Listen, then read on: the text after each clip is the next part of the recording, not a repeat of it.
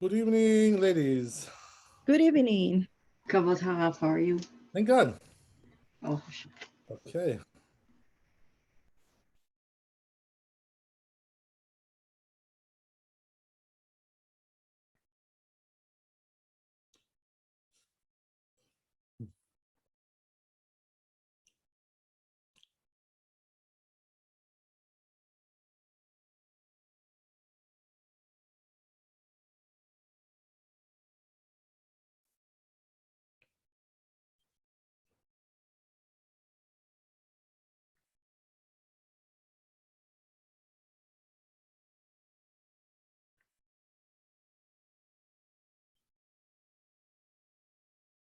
Okay.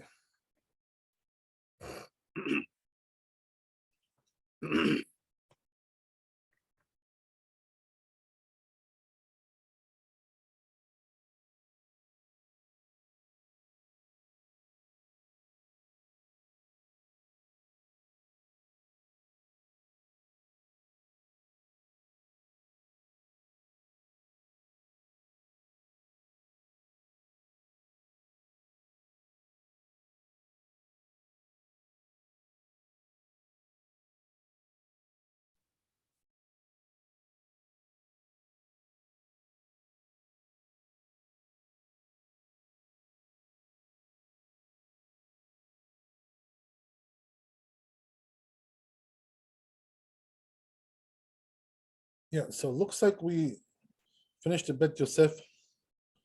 So we gotta do Shulchan Aruch one more. I think there's one more. That's it.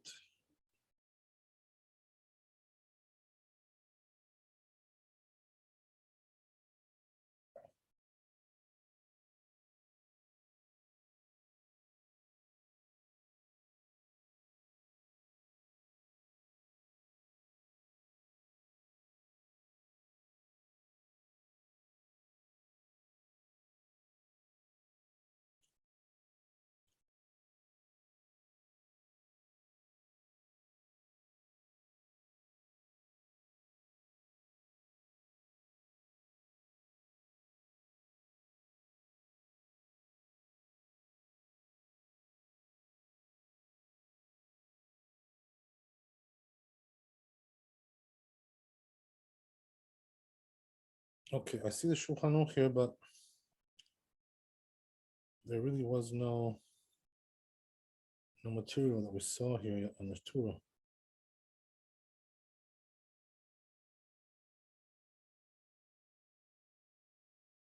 So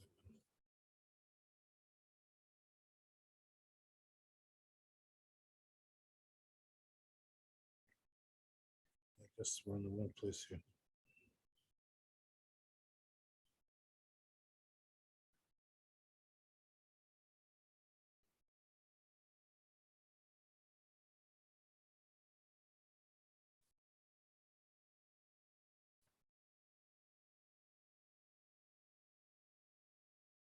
Okay, so it seems like there's no material on it, but we'll read it anyway.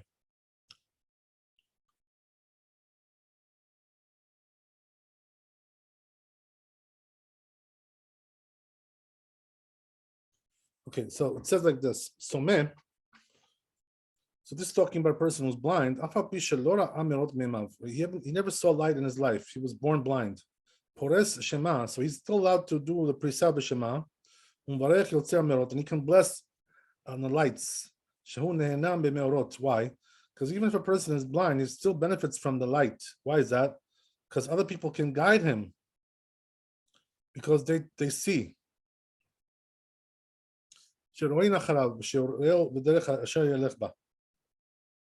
That's the reason he's allowed to bless. So he does benefit from it in an indirect way. Okay, yeah, that's the Shulchan Aruch. We didn't really see any material here in the Beit Yosef about this, but he just brought this Shulchan Aruch. That's it.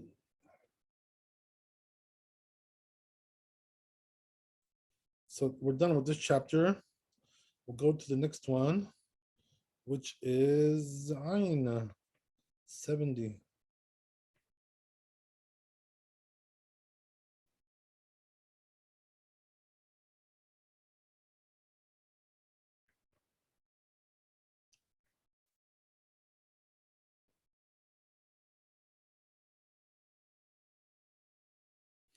So this one is really for the ladies. This halacha. And I'll show you why.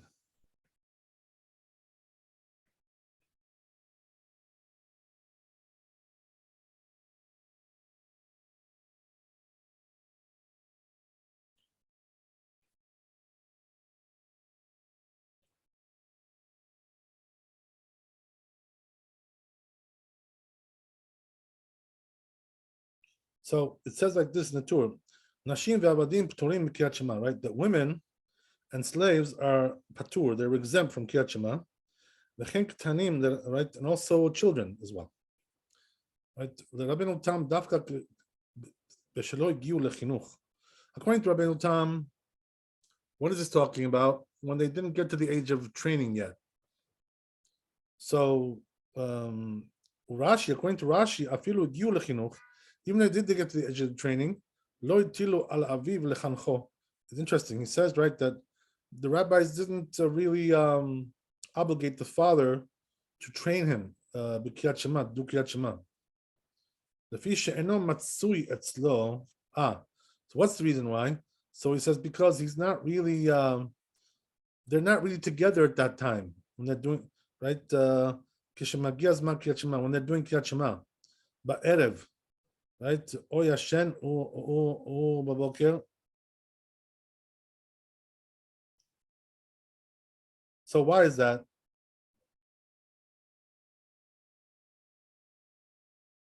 Because the children are sleeping at that time.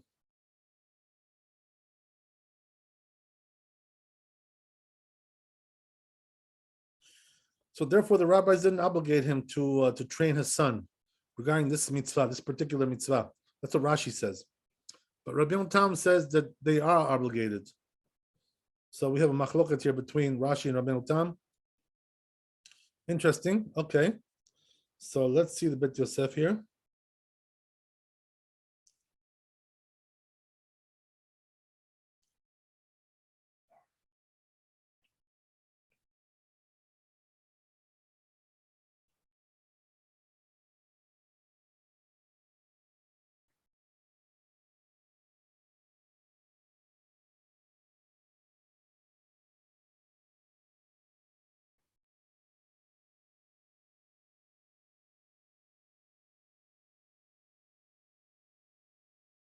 Okay, so it says in Bet Yosef, where's the source for this? Mishnah Perk Misha Meto, right over there in the Mishnah, Kaf Amud Aleph, Brachot. Nashim ve'avadim uktanim p'turim mikiyat Shema. Right, this famous, right, that women and slaves and children are exempt from kiyat Shema. V'nechlaku sham. There's a machloket there, Rashi and Rabbeinu Tam, between these two rabbis. B'ktanim, regarding children. Im dafka b'shelo igiu lechinuch. Are we talking about if they're not at the age of training, or if they already got to the age of training? Katub be'ohel moed. It's written in this book. נראה דעבד ואישה חייבים הם בקבלת הייחוד. דהיינו pasuk rishon. Okay, so right, so comes this rabbi, right? He has a book called Ohel Moed, and he says,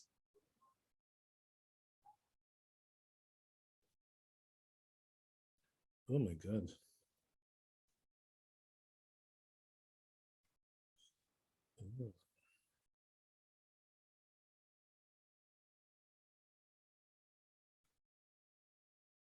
Okay, there's a button on my computer. When you press it, it takes you into the next chapter. So I don't, I'm not aware of it. So sometimes I press it by mistake. I just went to the next chapter now. So I had to find the other button, which takes you back. I was like, oh my God. I don't even know there's such a thing like that. Because this is like a program, so whatever. Anyway, so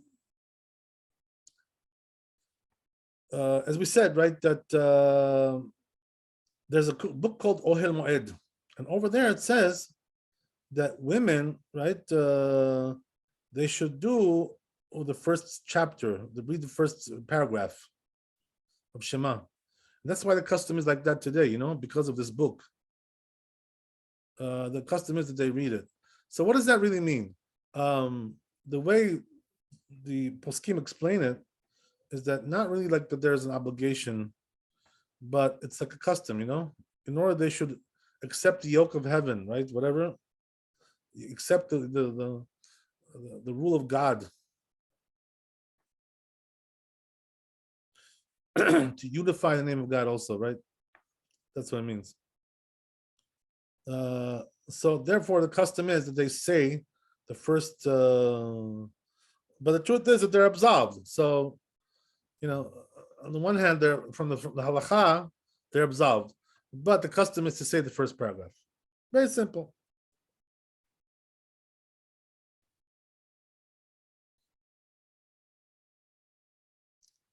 So let's see the Shulchan Aruch on that.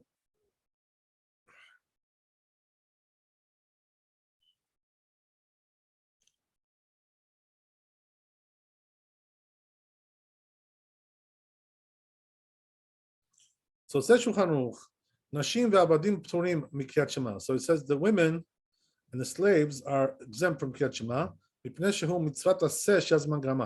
Why are they exempt? So the reason is because it's a positive, time-bound mitzvah.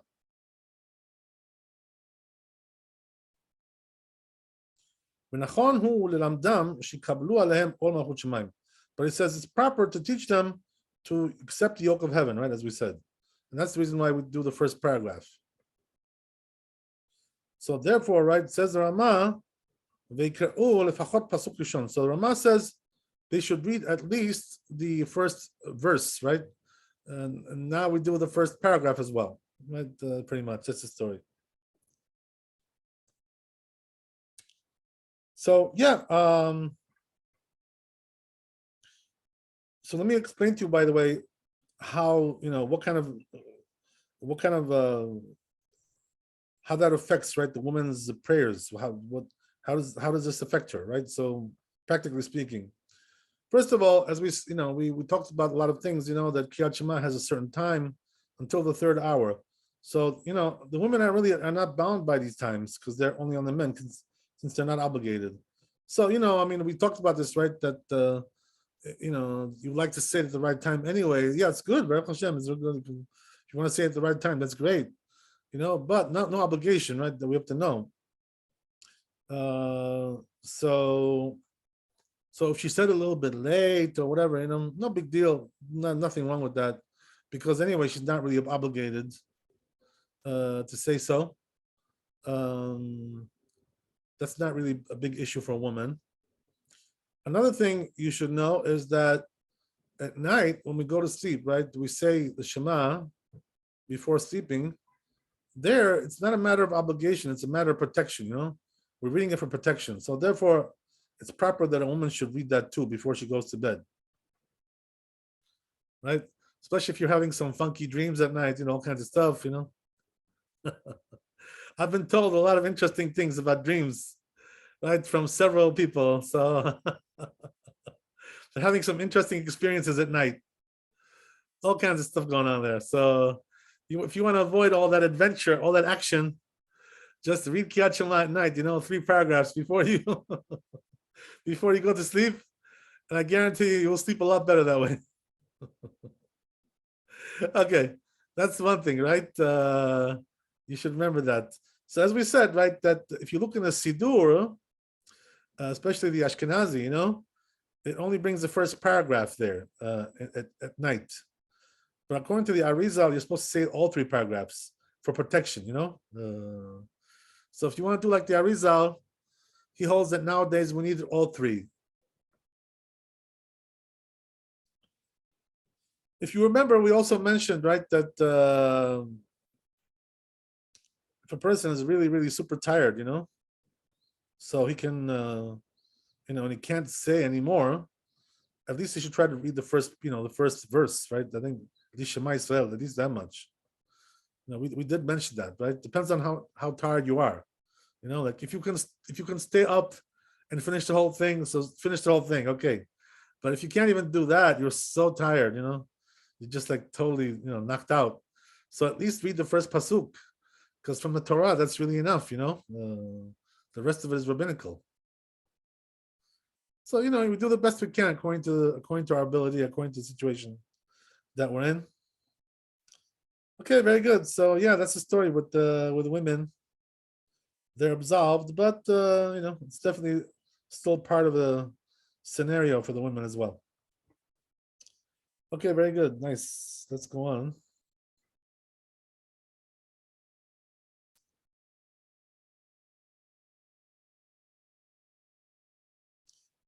So, the question also arises, by the way, why are women exempt from all these mitzvot, like tefillin and tzitzit and Shema? Why are they exempt?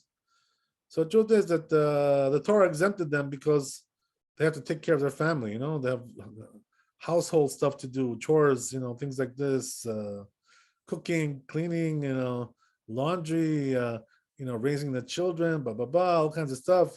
So they're really super busy, the ladies, with all that stuff. So this is the reason why they're exempt, because the Torah knows, right, what women have to go through, how they live their lives, and they have a lot to do. That's the story, really. Okay, very good.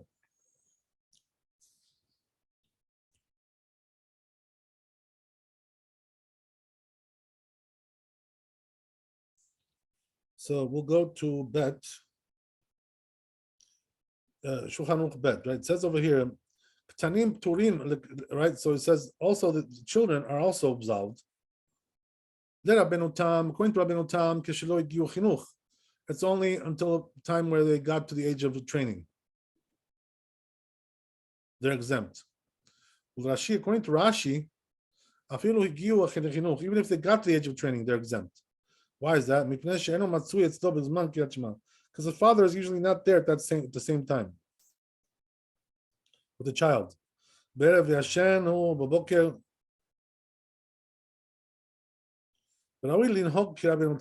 So look what he says right in the end. It's proper to do like Rabbeinu Tam, he says. So therefore, once they get to the age of training, it's proper to train them, to say Kriyat Shema. What is the age of training for children? But we say like 6 or 7, right? Oh, 6 or 7. I'm sorry, you said something there? No, I was saying a different age. Okay, so it's 6 or 7, is the age of chinuch in most cases. That's the way it is, Whether it comes to any of the mitzvot that we talked about, that's when they start to get the age of training. Why do we say 6 or 7? Why don't we just say 6, or just say 7? Why 6 or 7? Because it depends on the maturity of the child. Sometimes the child is very immature when they're 6. You can't really train them. Like they're still like wild. So then you wait till 7, whatever, right? Depending on the maturity of the child. A lot of people get very nervous, by the way, parents, about these things. I must tell you, like after going through parenting, and knowing what this feels like, you just have to remember one thing, okay? Children are not perfect, and don't expect them to be, So don't go be too harsh with them. You know what I mean? You got to go gentle with children, like don't give them a big headache, about make it enjoyable for them to do the mitzvot, Don't push them, and pressure them, like you have some kind of noose around his neck, headlock, If you don't say it, I'll choke you. Come on, it's just a child. Give me a break, like chill out, because people expect, that the children should do everything perfectly. When they start out at the age of 6 and 7, they're not going to be perfect. It takes them a long time to that's why we give them 5 years, to get trained. So take it easy, don't get nervous, if your child is not perfect, and they're not doing everything perfectly. Don't have a heart attack, don't have panic attack, whatever. Children, it takes time. It's a slow process to train children. So some people I see, by the way, some parents, they're young, like inexperienced parents, in their 20s and their 30s. So what happens is, that they they bring the child to shul, to train them to pray or whatever, but they pressure them too much, so the child is like feels too pressured, too much, feels like there's a noose around his neck, can't take it, getting yelled at by the parents, yelling, screaming. That's not the way to train people, children like that. Don't have to go so far. Go step by step, go calm, chill out, whatever, So some parents, they start to panic. And you gotta, don't fall into that trap. Eventually they'll learn, don't worry, everything will be okay.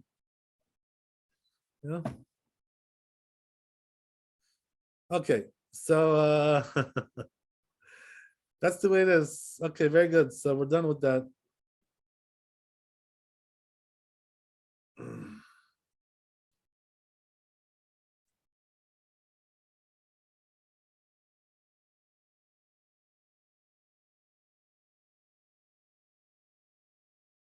Okay, so now we're going to Gimel. Let's go to Tur.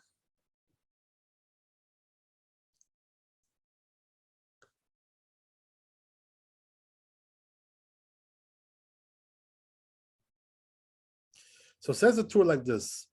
Chatan hakonesa betula. Let's say a guy gets married, right? So, and he marries a girl who's a virgin, right? So they're like, young and newlyweds, right? Young couple, right? The girl's a virgin, and they're like inexperienced, whatever, so it says, right, that he's patur, he's exempt from Kriyat Shema. Ben bayom, ben balayla, right? Whether it's in a day or night. How long? Right? Daled yamim, 4 days. So what does that mean? 4 days following the wedding. Right? All that time. But daled 4 days and 4 nights, right? Harishonim, the first 4 days, first 4 nights. Im lo asa maseh. When does that apply? If he still didn't have relations with her, right? Misham ve'ela chayav, and then afterwards he's obligated already. Afilu im lo asa maseh, even if he didn't do anything with her yet. Okay, so what's the story with that? How does that work, right? That he's nervous, the guy, about doing it the first time with his wife. So because of that, he's very distracted, he's got all kinds of thoughts in his head going on. He's like a lot of turbulence inside the head there, So because of that, he can't concentrate. And that's why they exempt him. The Chachamim, they exempted him because of that. No concentration there. So as we said, right, that only applies when he didn't do anything yet with her.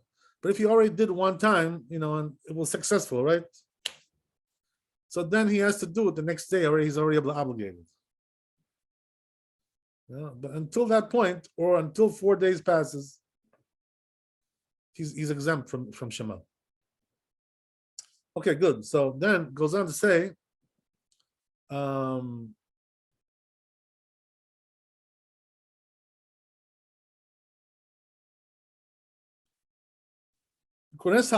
what about if you marry a girl who's not a virgin, right? She's like a widow or divorced, right? Something like that. So there's no issue there with virginity and all that stuff, right? Then he's chayav, he's obligated.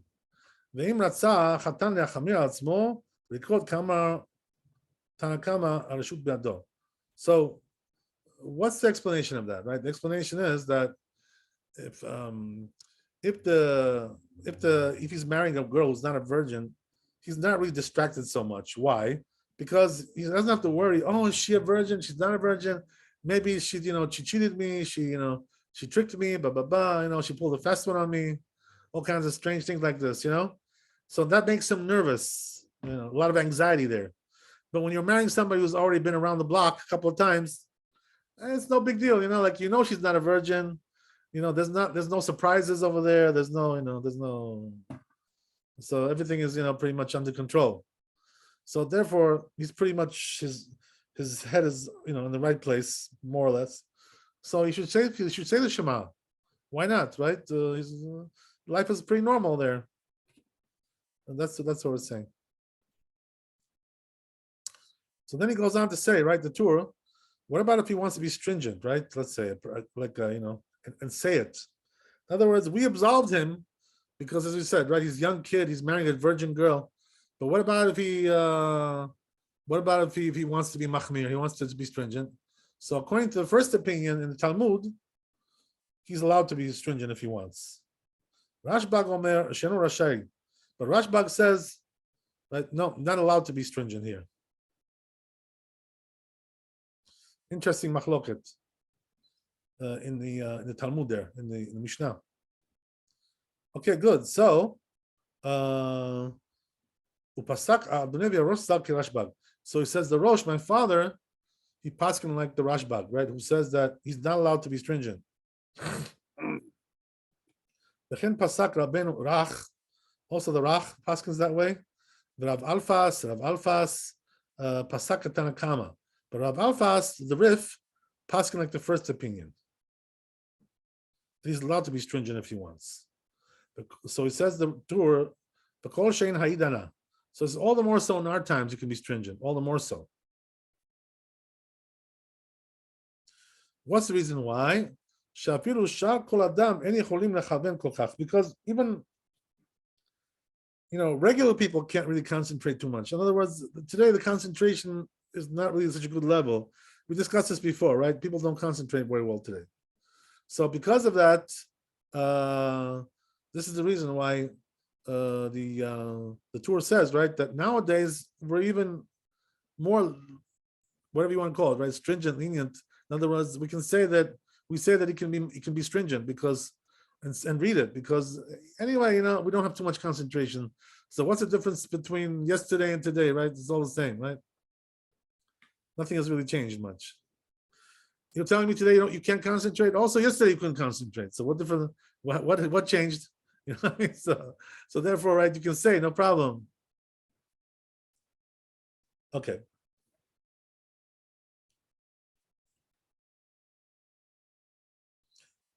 That's what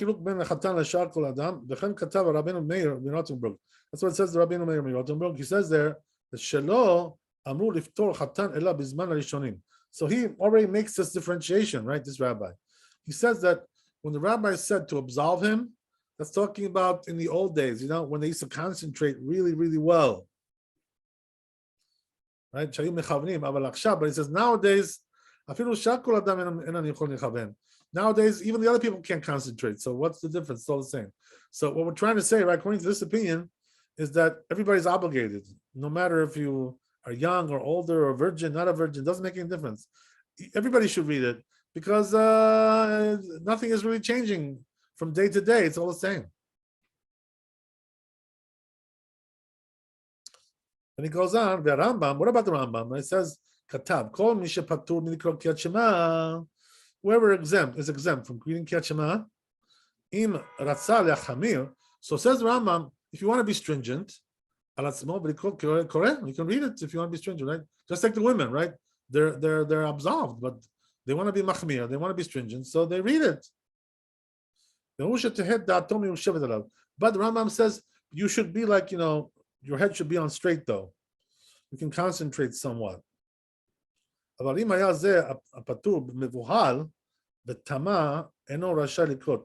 says if he's really like, distracted and confused, then the Rambam says you really shouldn't read it at all. Better not to read it at all. So the Rambam is telling you like more according to the right, the basic law, right, the ancient law, the law from the Torah, that the law is, in general, when it comes to prayers, when it comes to Shema, all these things, a person who can't concentrate on these things, he's absolved. Because the whole point is to have concentration. But nowadays, things are different, because we can't concentrate anyway. So what difference does it make anyway, right? It's all the same. So therefore we tell you, you know what? Just do the prayers, do the Shema, just do it, on a regular basis. Whether you have concentration, not much so, yes, much so. It's all the same. Today we're on the same page. None of us can really concentrate that good.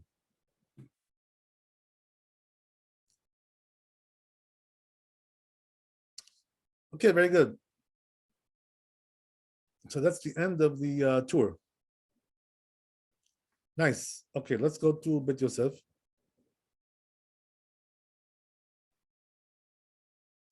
So he brings here the source of Bet Yosef for this law.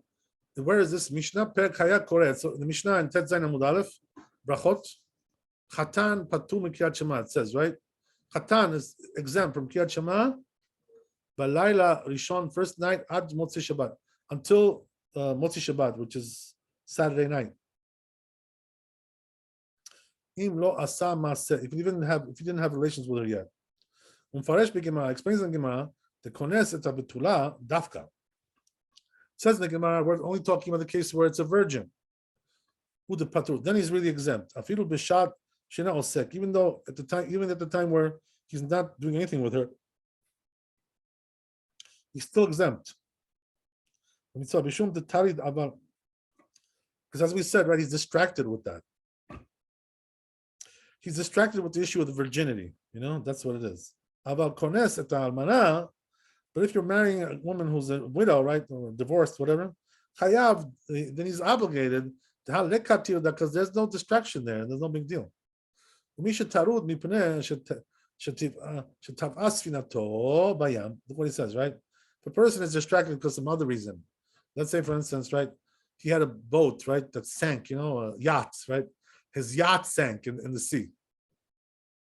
Right? Things like this. Right? So that makes him worried, right? Oh my God, my yacht is gone.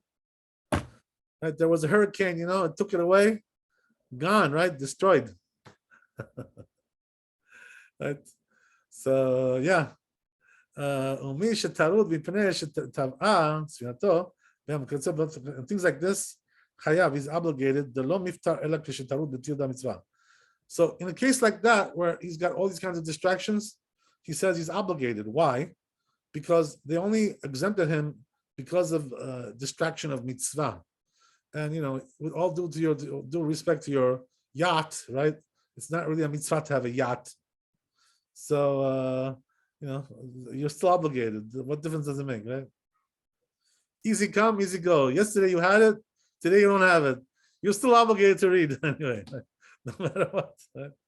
That's the idea. Okay, so that's the way it goes.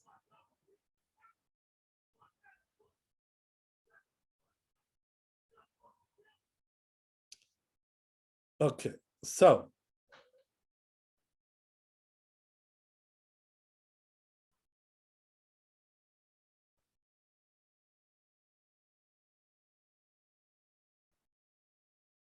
then he goes on.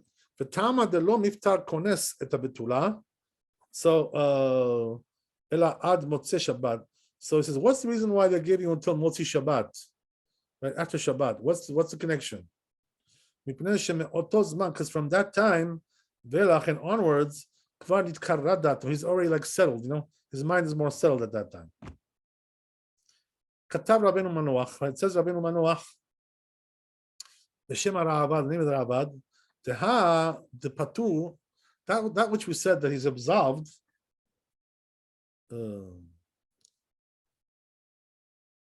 Kones betula dafka. That's only talking about a virgin, as we said. Dafka balelot. He says only at night. He says, shehu mitiyached ima, because that's going to be with her. He's going to be with her at night. But if she's nida, right, or chola, or she's sick, or shelo haya makom liyichud, or there was no place for them to have relations, right? They don't have a place to go. No hotel room, right? No, nothing, right? Chayav, then he's obligated because he's not doing nothing with her. So he has a little bit of a different opinion here. Katav od de midivre Rambam says also further, he writes that from the words of the Rambam, mashma de patur gam be'amim, it says, it really implies that he's also absolved in daytime as well, not only at night. But it says it's possible that he's only absolved at night. They says why? Because Jewish people are holy, right? What does that mean, holy? Right? That Jewish people don't have relations in the daytime. Right? It doesn't mean they never do it, but it means like usually they don't. So it's not like a regular custom by them.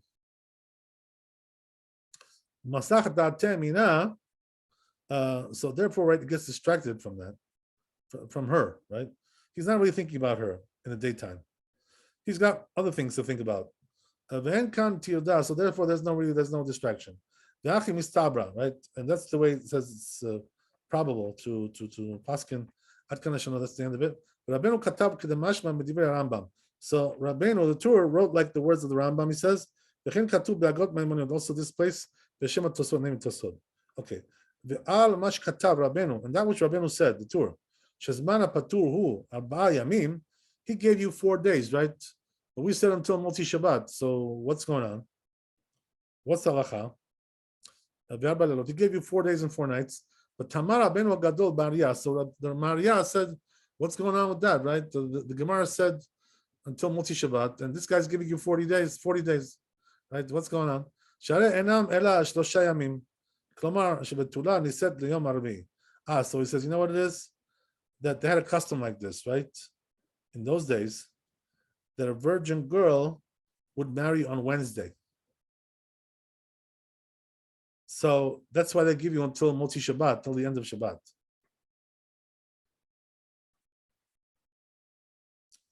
So, but the Maria says, interesting, right?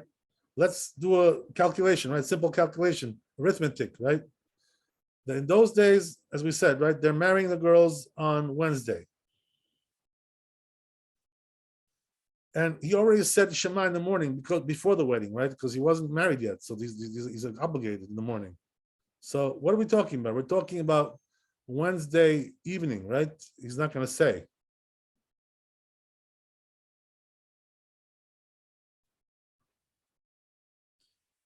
So then what do we have here? We have Thursday, right? And Friday and Shabbat. So we have 3 days only. That's what he says, right? So then why did the Torah say 4? Can't hear you. I'm sorry. They come Wednesday night. So Wednesday night, Thursday night, Friday night, and Saturday night. Or Saturday night, you're already obligated. That's the thing, right? So it's only 3 days. You know what I mean? During the summer, so the day goes longer. Yeah, but still 1 day, right? So what's the story with that? Okay, so that's the question he's asking here, this rabbi. Right, so then it goes on.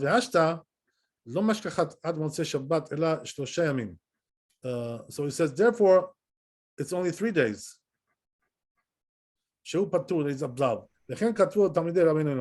These rabbis also wrote this.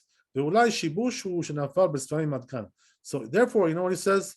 Maybe it's a mistake. In other words, the tour really should have said 3 days, but it was copied over wrong incorrectly, and instead it says 4. It really should say 3. That's what he says, this rabbi. So that's one answer. Okay, so now we have a different answer, maybe, right? We have Shalomar. So says Maran, possible to say, so it could be like this, he says, right? That since he's destined to right, marry her on Wednesday, as we said, so it could be, that we say he's also very distracted in Wednesday morning as well. So therefore, he's also exempt, even though the wedding didn't take place yet. But since the wedding is going to take place right away that day, he's still distracted. So therefore, that's why it's 4 days. Right? Maybe that's why he meant to say 4 days. Interesting. ועוד יש לומר שמנהגם היה לכנוס בתולה בליל רביעי אחר תפילת ערבית. So he says there's another thing, right? Which is that we said, right, the custom was to get married on Wednesday, right, for virgins. But he says, you know what? It could be that it was really Tuesday night, because Tuesday night in Judaism, it's already Wednesday. So, so therefore, right, in the morning he wasn't reading. So therefore, it was really 4 days.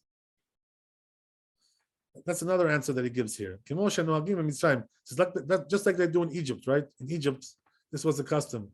They would get married Tuesday night. There you go, right? Okay, so Od Hayom, right? So therefore, it's really 4 days. And 4 nights, right? Okay, well, It goes on. So he says, as we said, right, if the Khatan wants to be stringent and read, we said there's two opinions, right? One says he could be stringent, one says he could not be stringent. Kamar Tanakama says he can be stringent, whatever, cannot be stringent. Okay, so he can, right, according to the first opinion. So it says, where does this come from? It's a Mishnah, Brachot, Tet Zayin Amud Bet, Pasaka Rosh. So Rosh Paskins over there, Rabban Shimon ben Gamliel, right? That what? That you're not allowed to be stringent. Ve'arif Katana Kama. Rif Paskins like the first opinion that you're allowed to be stringent. V'chen Dat Rambam, right? Also the Rambam says so. Right? So there you go, right? This is our rule.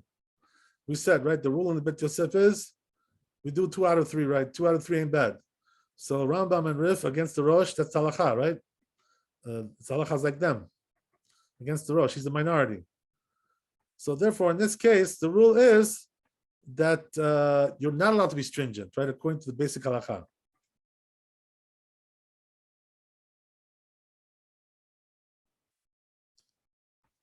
I'm sorry, I said the opposite way, right? According to the first opinion, you're allowed to say it, and that's the Rif in the Rambam. So therefore, the halakha is you're allowed to say it. You're allowed to be stringent if you want. Sorry, I did the opposite there. So, like the Tur says, right, close by. So he says their machloket, their dispute depends on what it says in the Gemara. Yud Zayin Amud Bet Al Haid Batniti in the Memra regarding this Mishnah. So ask a question there, right? Does that mean that Rashbag, he's concerned about, arrogance, right, being conceited? Because if a person is trying to do it when he's absolved, it looks like he's conceited. So that means that he's concerned about that. That's why he tells you not to do it. Rabbanan lo chayshe. And the Gemara asks, right? Maybe the rabbis are not concerned. That's why they allow you the yuara. But it says the truth is we've heard just the opposite about them. It says in Mishnah, whereas it's Psachim Nun Dal Amud Bet, Makom shenahagu la'asot menacha b'tisha b'av. Oh, so this is the famous thing, right? That do we work on Tisha B'Av or not? So it says in the Mishnah there that the place where the custom is to do, you can do. The place where the custom is not to do, you shouldn't do. That's what goes according to the custom. But there, right, it seems like the question is over there, can you be stringent if you want? So there, the dispute between these two rabbis is just the opposite of what we have here. So then how does it come out like that? We have a discrepancy here going on. That's the question he's asking. So he says, Kasha de Rabbanan, Kasha de Rashbag. So Rabbi Yochanan, says Rabbi Yochanan says like this to answer this question. Muchlafa hashita. He says, you're right. So therefore he said you should switch it, right? Switch it in order to make it like we have over here. It's in other words, even there's a mistake there. So then that's one answer to switch them. Rav Shisha Bared, the Rav Idi, where he says this rabbi, Amar Leolam Lo Khalif, he says no, you don't have to switch them. There's no reason to switch. Below kasha, and there's no difficulty. Why? He gives an answer over there. He doesn't bring it here. Harosh Sabar de Halacha Rabbi Shisha Bared Rav Idi. So Rosh holds like we pass like this rabbi. Right, the Batrahu. Why? Because he's the last rabbi, last generation of rabbis there. So therefore, we pass like Rabban Shimon Gamliel. The Amar Sheno Rashai, it is not permitted to do so. The Chol Makom Sheshana Rashbag b'Mishnatenu, because there's a rule like this, right? Anytime Rashbag says something in opinion in his Mishnah, halacha kemotod, halacha is like him. Ve'arif ve'arambam. So then, why the Rif and Rambam go the opposite way? Sabre de halacha Rabbi Yochanan. They hold up halacha like Rabbi Yochanan. The who married in Talmuda. Why? The family Rav Shisha ben Davidi. Look what it says, right? Why is Rabbi Yochanan halacha like him? So he says because he's married to Talmuda. You know what that means, married to Talmuda? It means that he is a major rabbi in the Talmud, right? He's like all over the place. You can barely like read one page of Gemara without seeing the name of Rabbi Yochanan. He's everywhere, So what does that mean? He's a major player in the Talmud. Rabbi Yochanan, right? halachas like him in many, many places. And there are rules about this, by the way, also in the Talmud, The rule is like this: if Rabbi Yochanan is arguing with Shmuel or Rav, halachas like Rabbi Yochanan. So you see, right, that he was a major, major, major player. Not only that, right, but the Talmud Yerushalmi, who wrote the Talmud Yerushalmi? It was Rabbi Yochanan, right? So again, right, you see that he was a great man. He was Adam Gadol. So therefore, the halachas like him more than this other rabbi, even though he's the later generation. But Rabbi Yochanan was a big, was a big guy, big shoulders, right? So therefore, halachas like him. Okay, good. Since Rabbi Yochanan said, right, you have to switch them. So therefore, it's Rashbag who said you're allowed to, and halachas like him. Now what the Rif said, halachas Tanakama, like Tanakama, if he might the mitna the matnitin the Tanakama. That's according to what we have in our Mishnah. Rashai who is allowed. The Amar Hachi v'Tama Mishum delefum pushta I the Sfar the Rashbag the Kaimalam kivate b'Tosefta pasku kirashbag aliba derav shisha beredav idi. V'chakach katvu umiu anan shebeshum pam enanu mechavnim netev gam chatan yesh lekot adraba tenireh kivora im lo yikra. So interesting, right? He brings down here a nice, interesting thing. So what is he saying here? He's saying, right, that as we said, there's a machloket about this. There's different ways of looking at it, whatever. But it says Tosfot right over there in Yud Zayin Amud Bet. He says, but nowadays, anyway, we can't concentrate. So therefore, right, halacha is you should definitely read it. There's no question about it. Because, as we said, right, there's no difference between today and yesterday and the day after. It's all the same. Couldn't concentrate yesterday, can't concentrate today, and won't concentrate tomorrow. You know what I mean? So what is it going to help you? I'm sorry, we have a racetrack over here going on in my house. They're racing over here. If you hear what's going on, okay, I'm not sure if you hear it, but okay. They're having drag races. Maybe I should go down and race with them. No, just kidding. I'm not going to go. I'm not going to go. I'll stay with you. Don't worry. I'm not going to race with them. So, anyway, right, as we said, that's the way it goes. So therefore, according to Tosfot, halacha is clearly that you should say it no matter what, because we don't concentrate so well. Okay, let's go on a little bit.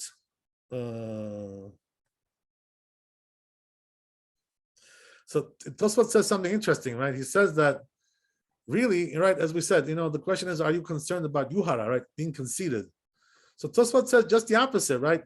Nowadays, if you don't read it, you're being conceited.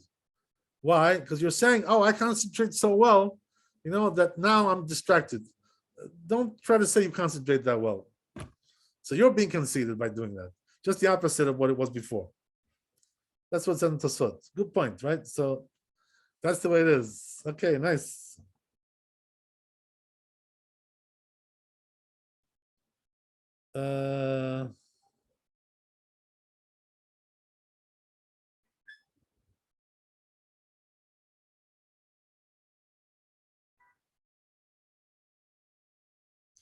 So now it goes on, Bit Yosef, that's what Rabbeinu wrote, the Tur. So it's all the more so nowadays. Anyway, people can't concentrate. So why not? You should say it. Why not? You're obligated, actually. So he says, how do we explain the Tur? It goes like this. Rif pasak like the first opinion. When you're in the Devarah, then it seems correct. That even at that time you can read it. And all the more so nowadays, as we said, right? Because people can't concentrate anyway. So we read it, no matter what, right? What difference does it make? It's all the same. Okay, then it goes on. והרמב"ם כתב, כל מי שפטור מלקרות,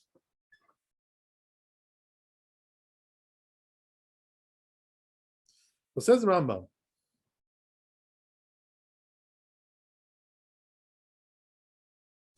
that whoever is exempt from reading the Kriyat Shema, im ratzah, if he wants to, the chamir, to be stringent, right? As we said, he could, but depending on how distracted he is, right? That's what he said. But he says over here, it brings a source for this. Perek Daled Minchot Kiryat Shema, right? The fourth perek of Kiryat Shema. ונראה שהביא רבנו דברי רמב"ם. So it seems like he says Rabbeinu brought the words of the Rambam. לומר שגם הוא פסק תנא קמא, that he also paskin like the first opinion in the Talmud. והעתיק לשונו כמות שהוא. And he copied over the language as is, right, in the Talmud there. ואפשר לומר, it's possible to say, שהביא דברי הרמב"ם, they brought the words of the Rambam, לומר שכשם שבאותו זמן, to say that just like that time, הוא מחלק בין אם דעתו מיושבת כשאר בני אדם. It makes a differentiation if he can concentrate somewhat or not. לאינה מיושבת. הוא הדין בזמן הזה, same thing applies in our times, אם היה מבוהל, person is very confused, very distracted. ותמה, ואינו יכול לכוון, therefore he can't concentrate. דעתו כמו שאר בני אדם, אינו רשאי לקרוא, so he's not allowed to read.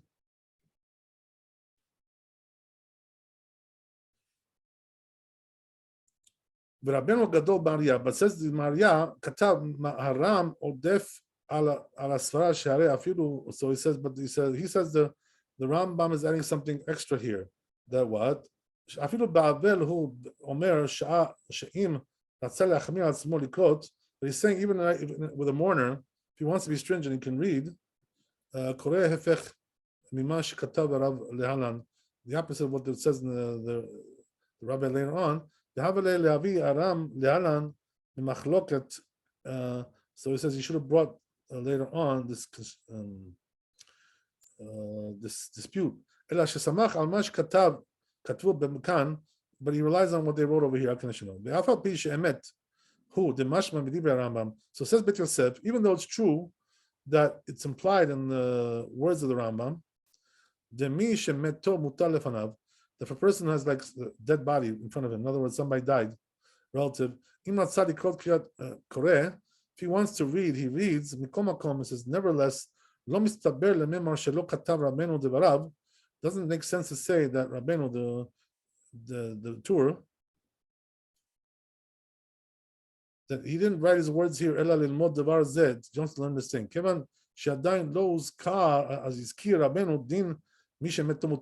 Since he didn't mention this day and this case of the dead body there, right? The dead relative.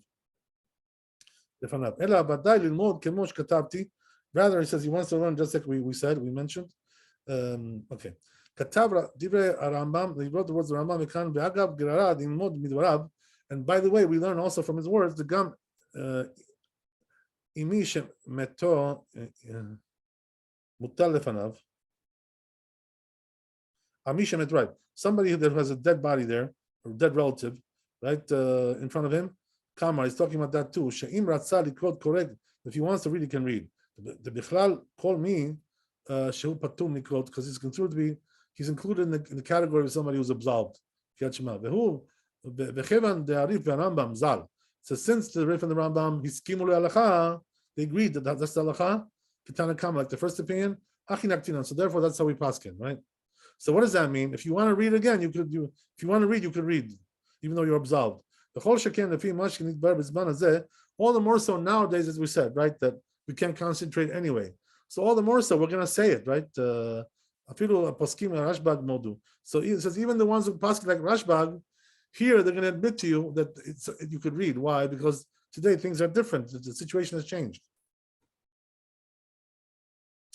So then it goes on a little bit. He says, Tanan, Perek Kama Shabbat. We learned the first Perek of Shabbat.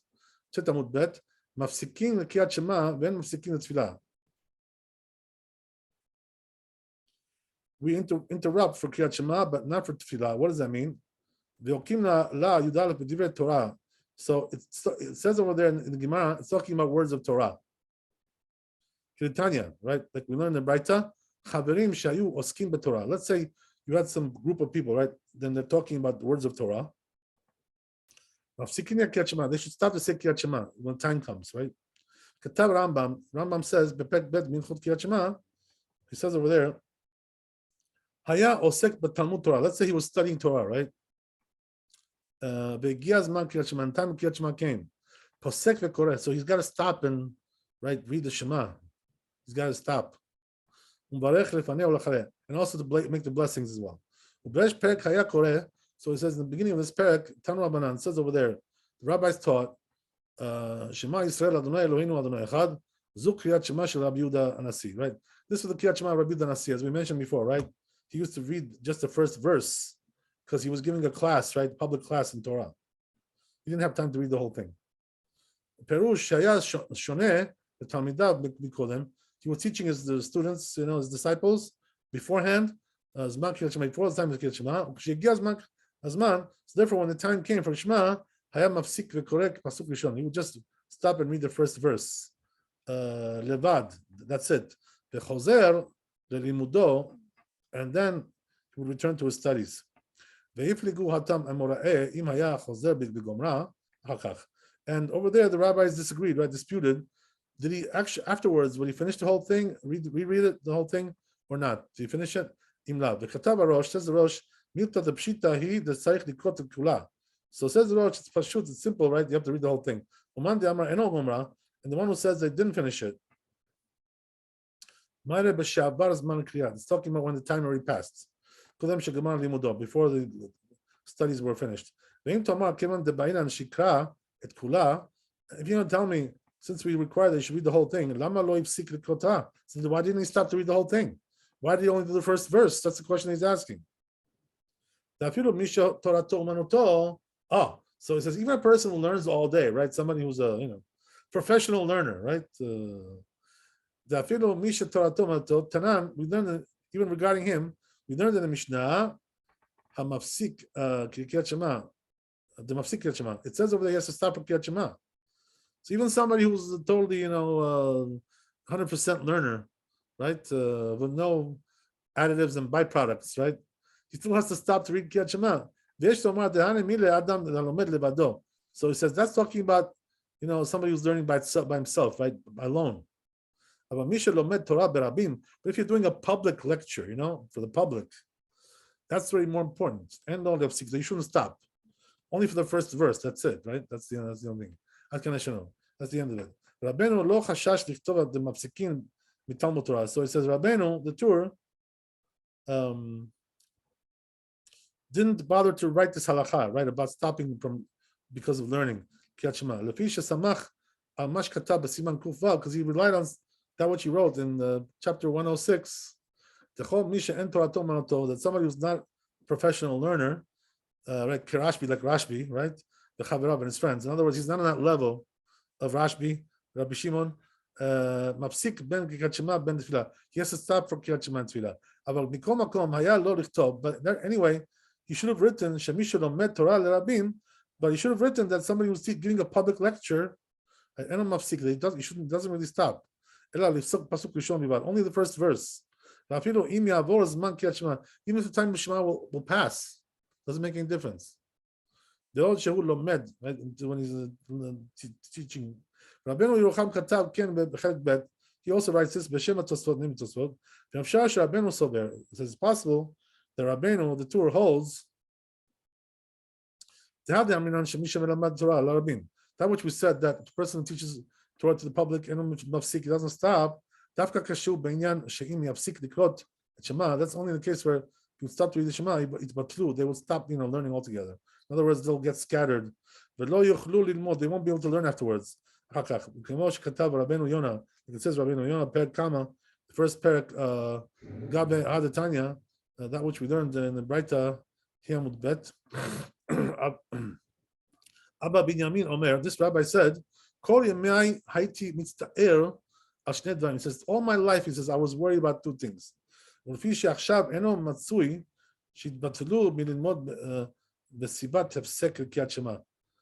but now it's not really so common that a person, has to stop learning because of Kriyat Shema. Lo chashash, he wasn't really worried about this. In other words, today it's not so common. Maybe that's why he didn't write it. He didn't bother to write it. Because today it's not so common. What does that mean? It's not so common that a person is giving a lecture for so many hours, that he can't say Kriyat Shema on time. How many hours are you going to give a lecture? Today usually the longest lecture goes like for an hour or two, maximum, right? Never goes longer than that. So, that you're not going to have something like that where you can't say Kriyat Shema on time nowadays. But in those days, the lectures they were giving, the public lectures, were going for like 10 hours, 12 hours. You know what I mean? It was like heavy duty stuff going on there. You know, so that was too intense. They didn't have time for other things. That's why they were absolved. Okay, we'll do the Shulchan Aruch and we'll stop there.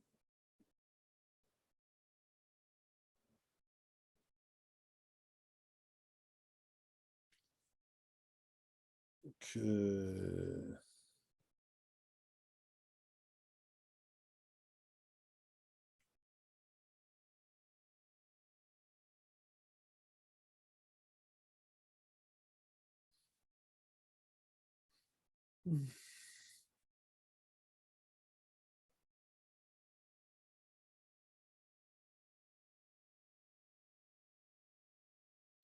So says Shulchan Aruch like this, right? The person is marrying a virgin girl, patur, he's exempt from Kriyat Shema.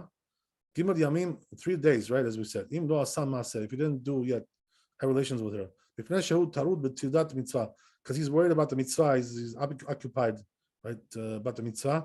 That was in the old days, the good old days, you know, when we used to concentrate, right? That's something else. But nowadays, now nobody concentrates anyway, you know, properly. So therefore, even the one who marries a virgin girl, he should read anyway, because nothing really changes from day to day. So says the Rama, the Ayin El Siman Tzadik Tet, look over there, it says, chapter 99, Lekaman, Im Sachur Shikor Kriyat Shema. Over there it talks about the issue of somebody who's drunk, right? Should he read Kriyat Shema or not if he's drunk? That's interesting. Okay, whatever. We'll get to that later. B'ezrat Hashem.